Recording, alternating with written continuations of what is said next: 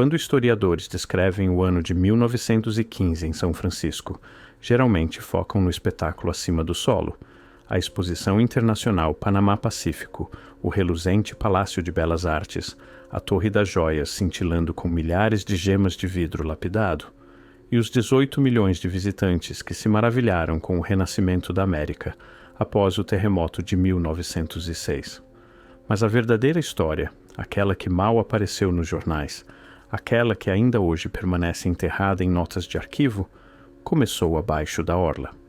Começou com uma simples ordem de recuperação de terras. Engenheiros foram instruídos a preparar os lamaçais e águas rasas da Baía de São Francisco para os enormes terrenos da exposição. O objetivo era prático: dragar o fundo do porto, bombear sedimento sobre o pântano e criar solo estável para pavilhões que mostrariam a inovação americana ao mundo.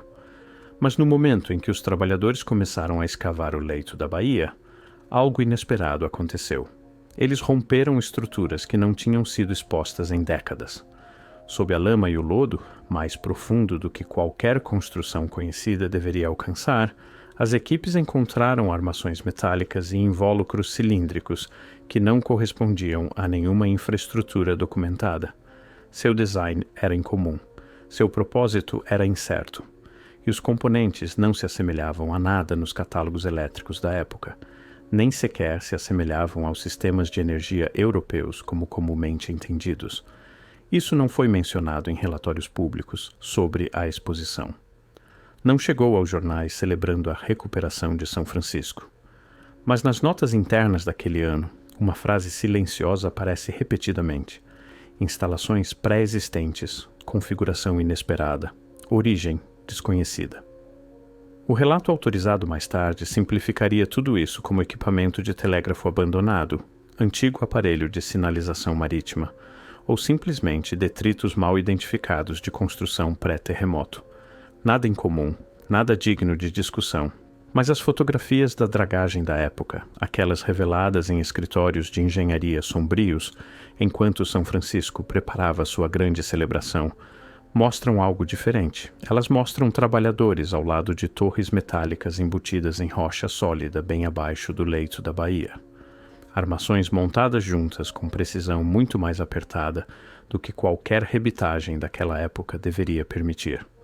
Invólucros cilíndricos com mecanismos internos que não se assemelham a nenhuma fabricação americana conhecida, mas a algo mais complexo, mais uniforme, mais deliberado.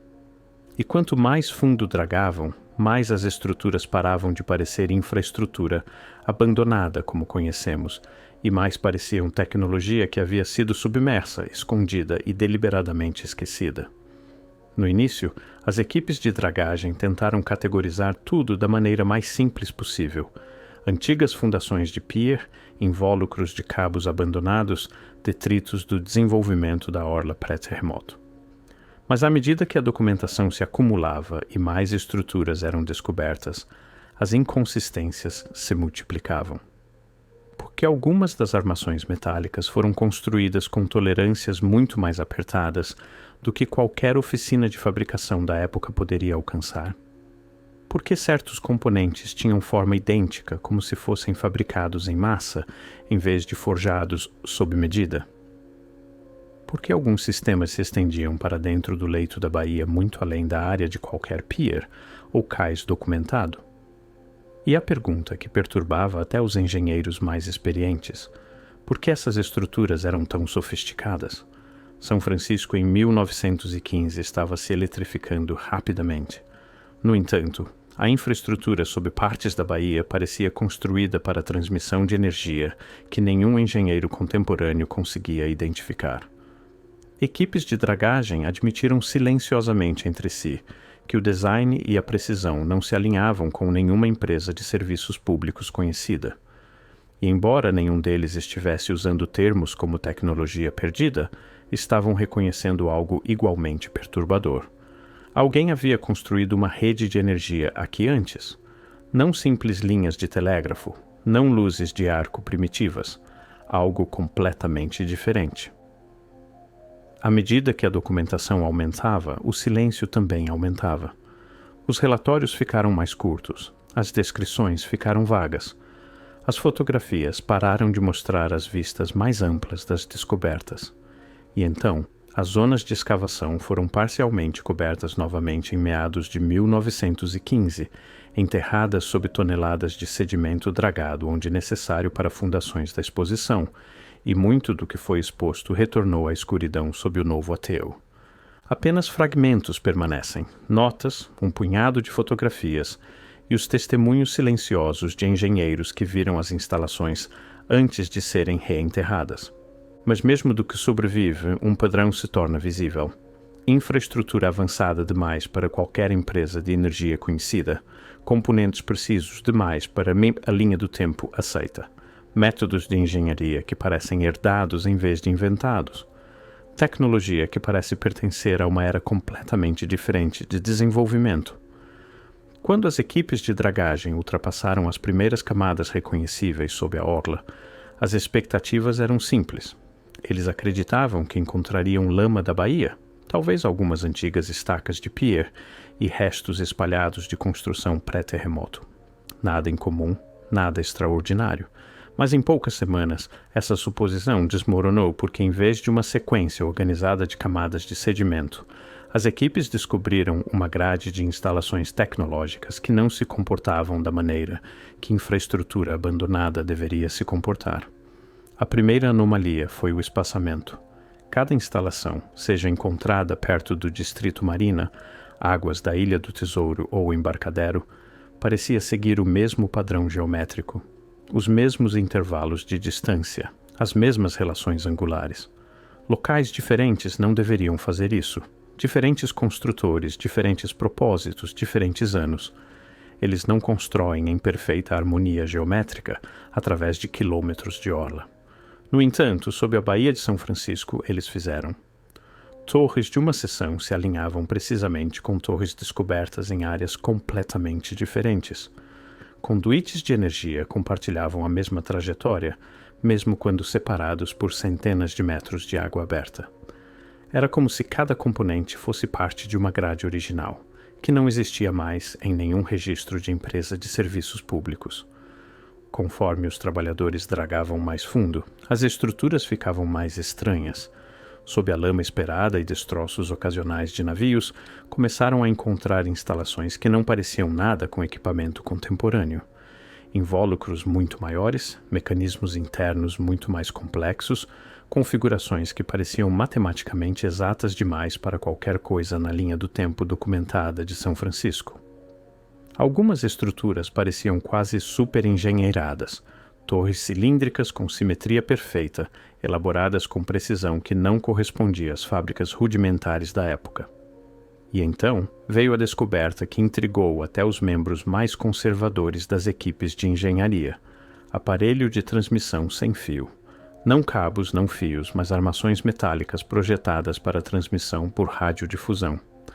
Torres com arranjos de bobinas geométricas, invólucros com câmaras de ressonância, seções inferiores com sistemas de aterramento que só fazem sentido para a distribuição de energia de alta frequência.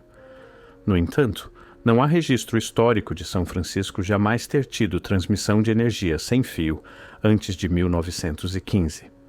Nenhum documento mostrando qualquer empresa tentando eletricidade por radiodifusão nessa escala. Nada que explique por que grandes seções do leito da Baía estavam equipadas com infraestrutura que se assemelha aos sistemas teóricos sem fio de Nikola Tesla, mas construída anos antes das demonstrações públicas de Tesla e décadas antes de qualquer implementação prática. Fotografias de dragagem tiradas em 1915 mostram isso claramente. Trabalhadores ao lado de torres tão altas que os homens parecem miniaturas em comparação. Componentes usinados com tanta precisão que ainda hoje engenheiros eletricistas estudam as imagens de arquivo com descrença. Arranjos de bobinas e ressonadores que se assemelham à tecnologia sem fio experimental muito mais do que qualquer coisa que a América da virada do século tenha crédito. Mas o detalhe mais perturbador não foi o que apareceu nas fotografias, foi o que não apareceu nos arquivos. Os relatórios oficiais escritos nos meses após a exposição mal mencionam essas características. Alguns desenhos omitem completamente as instalações de torres. Certas estruturas são resumidas com termos vagos como detritos marítimos ou equipamento anterior, embora as fotografias mostrem que eram muito mais complexas do que isso. O silêncio é difícil de ignorar, porque se essas descobertas mais profundas realmente pertencem a períodos históricos conhecidos, por que não foram descritas em detalhe? Por que os sistemas de transmissão incomuns não foram documentados minuciosamente? Por que as fotografias foram espalhadas por empresas de engenharia privadas em vez de reunidas em um único relatório municipal? Até alguns dos componentes levantaram bandeiras vermelhas. Superfícies lisas demais, juntas precisas demais, enrolamentos de bobinas uniformes demais. Marcas que pareciam menos montagem manual e mais fabricação de precisão. Fabricação que, segundo a linha do tempo convencional, não existia quando essas torres foram supostamente construídas. Quanto mais fundo as equipes dragavam, mais difícil se tornava encaixar essas descobertas na narrativa limpa e linear do desenvolvimento elétrico de São Francisco. Porque instalação por instalação, o leito da Bahia começou a parecer menos equipamento de telégrafo abandonado e mais uma rede de energia enterrada. Um sistema construído, operado e submerso em algum momento antes da história registrada, mas de alguma forma permanecendo intacto o suficiente para que engenheiros de 1915 pudessem reconhecer seu propósito mesmo sem poder explicar sua origem. Quando as equipes de dragagem avançaram mais fundo no leito da Bahia, as descobertas pararam de se assemelhar a qualquer coisa que pertencesse a uma linha do tempo industrial limpa e ordenada. O que começaram a descobrir foram sistemas que não correspondiam à engenharia americana, não correspondiam ao design europeu e nem sequer correspondiam uns aos outros em qualquer sentido convencional. Em vez disso, formavam uma linguagem tecnológica estranha, que parecia vir de uma fonte unificada, mas de alguma forma precedia tudo no registro histórico. O primeiro choque veio com as próprias câmaras de transmissão. Essas não eram plataformas de madeira cruas ou simples armações metálicas. Eram estruturas geometricamente perfeitas, câmaras moldadas com dimensões exatas, invólucros cilíndricos que mantinham sua forma perfeitamente, apesar de décadas debaixo d'água, e armações de distribuição de energia dispostas com coerência, quase como os restos de uma grade mestra que não existe mais em nenhum arquivo. Algumas câmaras estavam completamente seladas, revestidas em concreto tão denso que os trabalhadores pensaram ter encontrado formações rochosas naturais. Mas uma vez abertas, revelaram interiores que pareciam intocados desde o dia em que foram fechados. Paredes metálicas lisas, componentes ajustados e maquinário que levantou mais perguntas do que respostas. E então veio a característica que ainda intriga pesquisadores hoje: as torres gigantes de ressonância. Oficialmente foram posteriormente rotuladas como fundações de faróis abandonados ou antigos suportes de pier. Mas nada sobre elas se encaixa em construção marítima típica.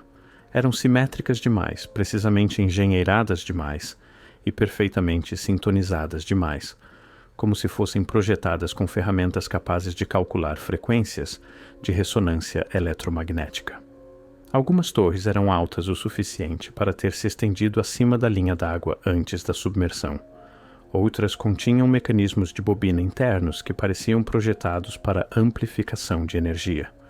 Trabalhadores de 1915 as descreveram em correspondência privada como antenas de transmissão, não estruturas de suporte, mas dispositivos de transmissão com propósito sem fio, embora ninguém pudesse dizer qual era esse propósito ou quem as construiu.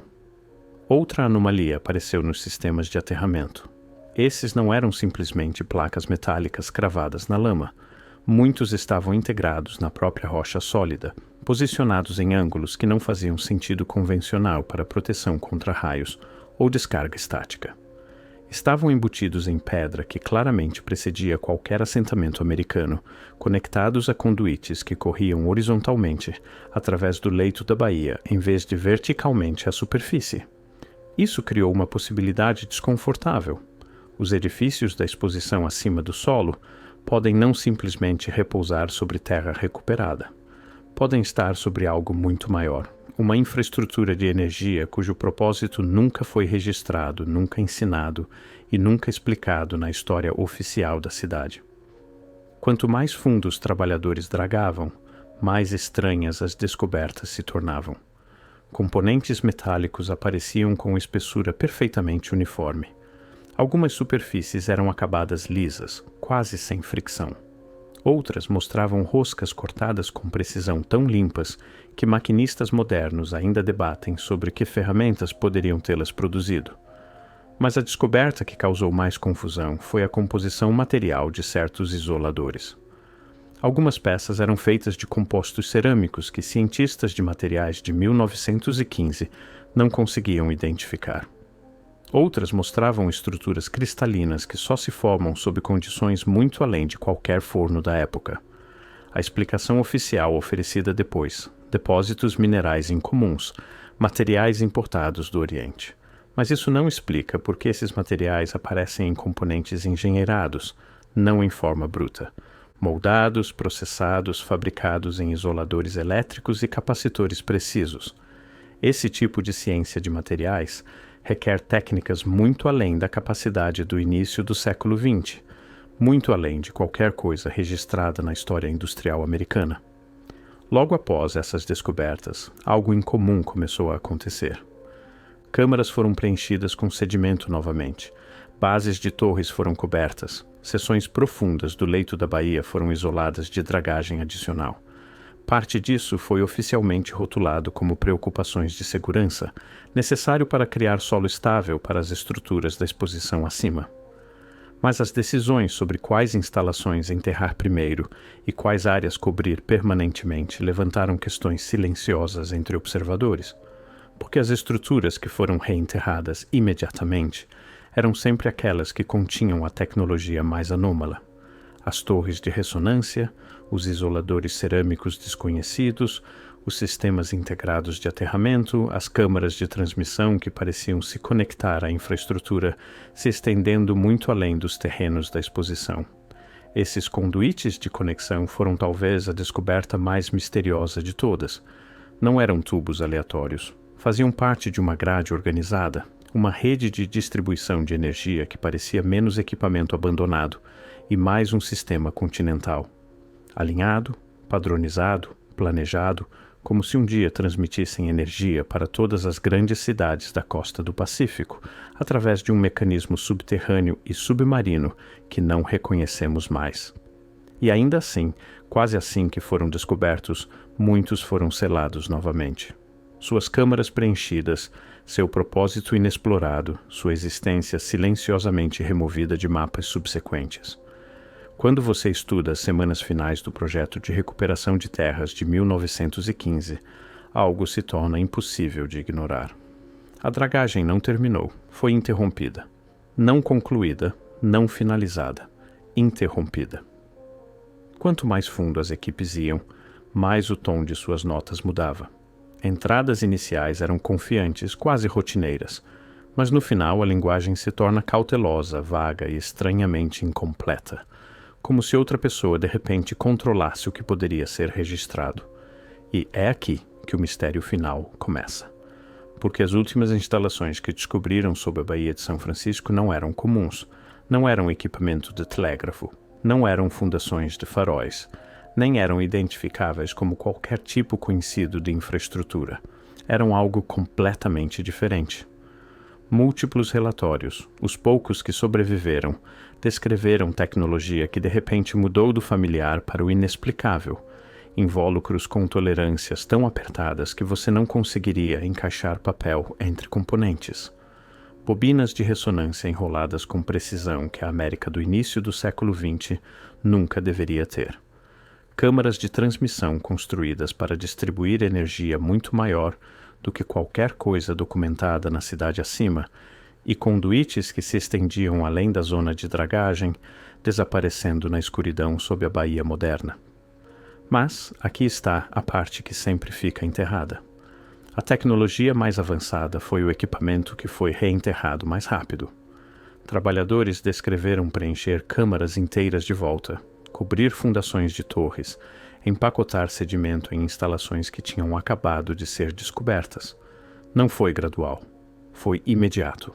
A explicação oficial, preocupações estruturais, prazos da exposição, escassez de materiais. Mas se era apenas sobre cronogramas de construção, por que a infraestrutura mais sofisticada, mais precisamente engenheirada, foi selada primeiro? E por que os detritos obviamente corroídos foram deixados expostos para a documentação? Não faz sentido, a menos que essas descobertas mais profundas representassem um tipo diferente de ameaça. Não física, histórica. Porque se a infraestrutura sob a Baía de São Francisco realmente mostrou engenharia muito além da capacidade do início do século XX, e se parte dessa tecnologia não correspondia a nenhuma empresa de energia conhecida, então toda a história aceita do desenvolvimento elétrico americano começa a desmoronar. Imagine o que significaria se uma feira mundial fosse construída sobre algo muito mais antigo, algo avançado, algo engenheirado, algo que não construímos. Imagine o que significa se o leito da Baía não era apenas imóvel conveniente, mas um terreno de sepultamento deliberado para a tecnologia que desafiava cada suposição sobre quando a transmissão de energia sem fio se tornou possível.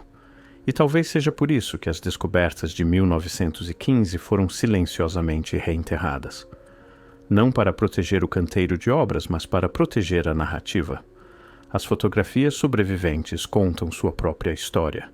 Trabalhadores ao lado de torres que parecem quase modernas, componentes que se assemelham a bobinas Tesla décadas antes de se tornarem comuns, sistemas integrados demais, sofisticados demais para sua suposta idade. Esses não são os tipos de descobertas que historiadores gostam de explicar. São os tipos que preferem não discutir. E isso nos leva à pergunta final. Uma pergunta que nenhum arquivo, nenhum livro didático, nenhuma publicação oficial jamais respondeu completamente. Por que a evidência mais avançada, a tecnologia mais sofisticada, a infraestrutura mais anômala foi selada novamente sob a Baía? Porque quando você dá um passo atrás, o padrão se torna claro. As torres de ressonância foram enterradas.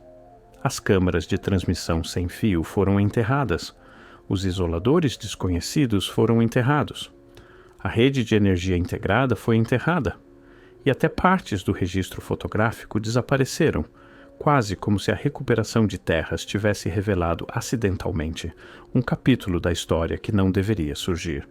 Um capítulo mais antigo que o terremoto de 1906, mais antigo que o assentamento americano, mais antigo que a narrativa que nos deram. E por um breve momento, em 1915, a Baía abriu apenas o suficiente para mostrá-lo, mas em vez de estudá-lo, cobriram novamente. Enterraram, preencheram, esqueceram ou fingiram. Porque se São Francisco está sobre uma rede de energia construída por uma civilização que não reconhecemos mais, então a verdadeira pergunta não é o que foi descoberto em 1915.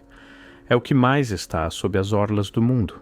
Que outros portos, que outras baías, que outros projetos convenientes de recuperação de terras cobriram algo que nunca deveria ser encontrado?